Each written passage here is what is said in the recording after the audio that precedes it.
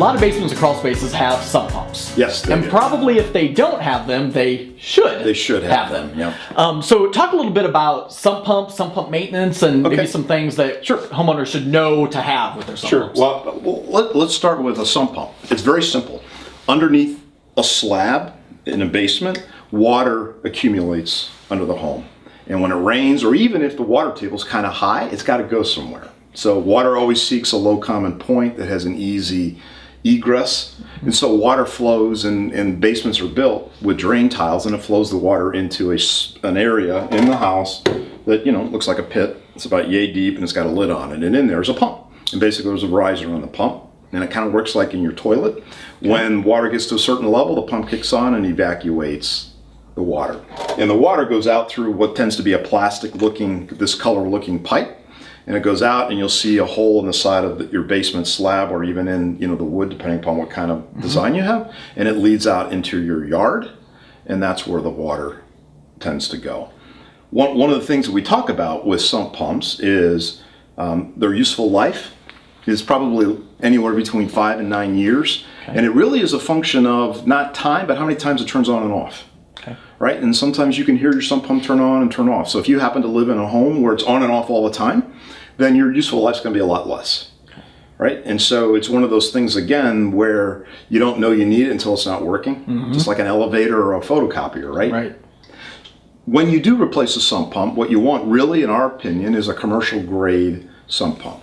You can go down to a Home Depot or a Lowe's and buy a sump pump, but really those will wear out even sooner. And so, other than your family, your biggest investment and commitment is your home. So it's worth spending a little extra to have the highest quality equipment and professional install, in our opinion.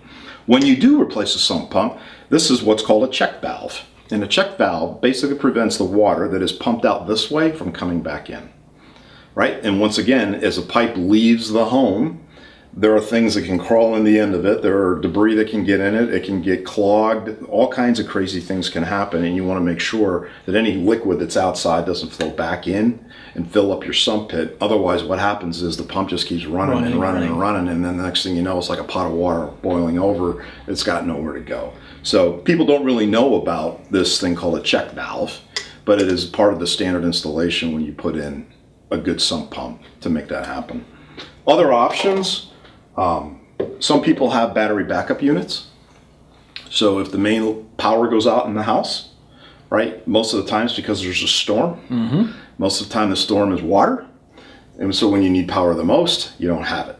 So a backup sump pump actually works just like a regular sump pump, except it tends to be battery operated. And there are many choices there. Now, isn't there also some sort of a backup system, if you will, that actually runs on water? Yes, and so that's called a water-driven sump pump, backup sump pump. And really, in order to use that, you have to be on city water. So if you're on a well, first of all, it doesn't work because it requires that constant pressure, right? And provided the city's pressure is good, and it should be, it runs an impeller in this pump and then evacuates the water out using the water that comes in. But probably not as quickly as a mechanical sump pump Not as quickly, but the one value of a water-driven backup sump pump is you don't have any maintenance issues. So with a battery sump pump, you got to make sure the battery is good. Batteries tend to last 3 to 5 years. If you're like me, downstairs, all the cobwebs are around all these appliances that you take for granted until you need them. You can put in a water-driven unit and really kind of walk away and forget about it.